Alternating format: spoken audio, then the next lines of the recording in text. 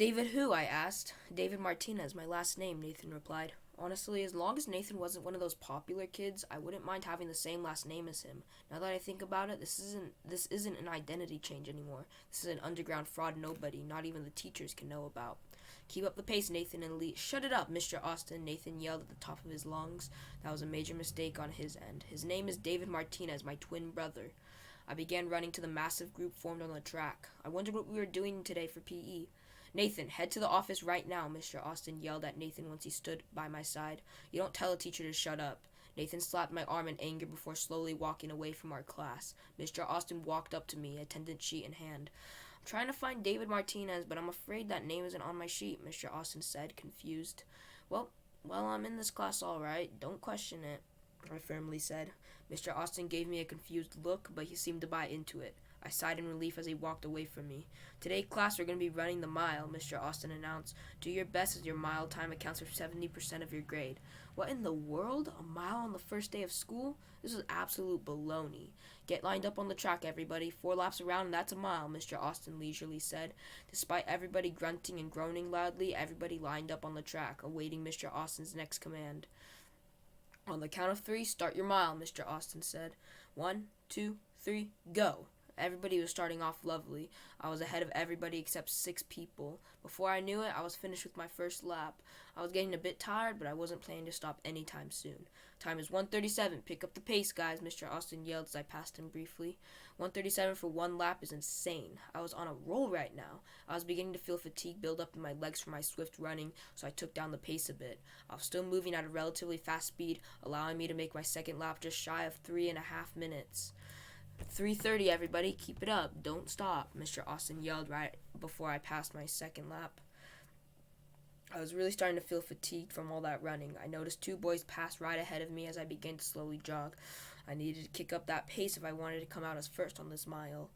What's your lab? A voice from behind me panted. I turned around and noticed that Nathan was back in class. You're back that quick? I asked in shock. Nathan didn't respond. Shut up. I can barely speak from all this running, he panted loudly in between words. I didn't realize that I had fallen to 7th place for my slow jogging pace. Now it was time for me to run at a steady pace, finishing my 3rd lap and hopefully crushing my 4th. I began to run quicker, passing the person slowly jogging ahead of me, then the 4 people running in a group, and now the last 2 people that I had to pass, a girl who had shiny black hair and another girl who had shiny brunette hair. But right as I passed Mr. Austin, those 2 girls were already across the track from me, and my legs seemed like they gave out from they're about to give out from exhaustion. You're doing good, David. Keep it up. The time is 5:59, Mr. Austin yelled. I chuckled quietly under my breath, seemingly relieving the pain that I was feeling from all this running. I couldn't believe that Mr. Austin believed the petty lie that I made up by Nathan and me.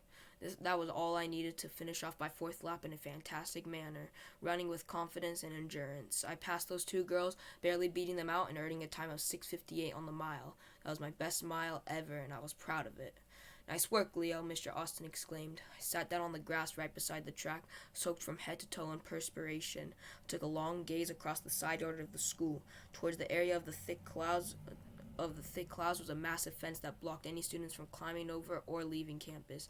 Right over that fence laid a myriad of thick trees. It looked ominous and enigmatic, yet I enjoyed it.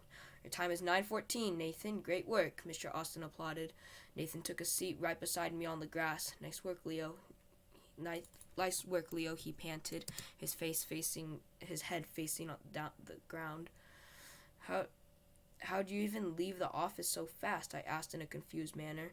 Nathan silently smiled. Didn't go to the office, he replied firmly. Simple as that. I didn't respond to that. How could he have ditched the office and avoided any trouble by simply not going to the office? That was pretty mouth-dropping. You know, I said as I continued looking at the massive side yard of the high school. The school is massive, don't you think? I'm surprised none of us have gotten lost yet, Nathan whispered. I would have thought that by now at least one of us would have had to go to the office for instructions to our classes or something. I looked at the massive soccer field dotted with a rainbow of colors, then the basketball court, and lastly the wide plethora of trees planted on the campus. It gave this area of the school an amazing atmosphere. Do you think Do you think you beat out everybody with your mile time?" Nathan asked. "Maybe in this class, but certainly not throughout the school or anything," I replied firmly.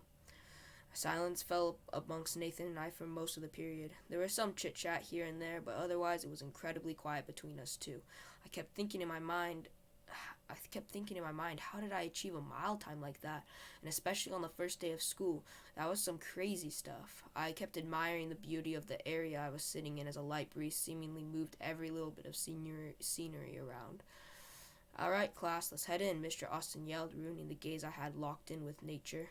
"Hate Mr. Austin," Nathan quietly said under his breath. "He keeps yelling and sent me to the office just because I said shut up. Like, what in the world?" I looked at Nathan with a blank expression, then looked down at my feet. "I don't know if it's going to be a good year with him or not, but I hope it will be," I said. Our entire class entered the gym, grabbing our backpacks right as the bell rang. We poured out of the gym in eagerness for our fourth period. It was pretty late in the morning at this point, around 10:36 a.m. I was walking down Main Hall alone. Nathan's class was across the school, so he couldn't loiter around for much time, attempting to get over to D Hall when an arm grabbed me by the shoulder. "One of the new freshman students?" asked a student with a husky voice, a tight grip falling on my arm, preventing me from walking any further. "Who are you?" I asked as I turned around, clenching my fist to prepare to throw punches at this unknown person. "Who are you?" asked the boy calmly. "Lee," I cut myself off before saying my full name. I meant David Martinez. The boy paused as students and onlookers began to watch the motion unfolding. "So you're Nathan's brother?" the boy asked in hesitation. I nodded my head silently. "Well, I'm only here to alert the freshman students about the bully group at Greenfield High School," continued the student. I could smell he had a rotten breath now. I had a feeling he wasn't a student, but rather a fraud. But why should I point fingers when my new name is now David? "What is the bully group of Greenfield High School?" I asked with slight curiosity yet resentment in my voice. "Actually, that's what everyone calls them, but their actual name is quite ambiguous, so no one actually knows their true name," said the student. "Well, unless you're part of their group." "What makes them the bully group?" I asked, confused. They have links with Mr. Franklin, have great persuasive voices, and have fraudulent links with the school. They can easily get whatever they want whenever they want," replied the student. "It's why the school never punishes them. They're too scared to do so. Making out with girls in the hallways, bullying whoever they want to lead them to suicide. A dark group coming from dark places, just like Mr. Franklin's team," continued the student. "What the? You be careful, and if they ever find out who stopped Mr. Franklin's plan, they will kill them in a heartbeat," said the kid, walking off. "Once you've stepped into the school, there is no going back." The kid left a paper in my hand as he walked away. Most of the text was scribbled out, but I could read the headline of one of the papers, "Mr. Mayor Xavier's Future." A semicolon was on the end of the word future, but no other text was visible after that point. This paper smelled like liquor and bad decisions. I heard the bell ring in my blur of shock. I didn't care if I was tardy. This was important information. Matter of fact, I could even use this bully group to my advantage in the making of the fraud of David.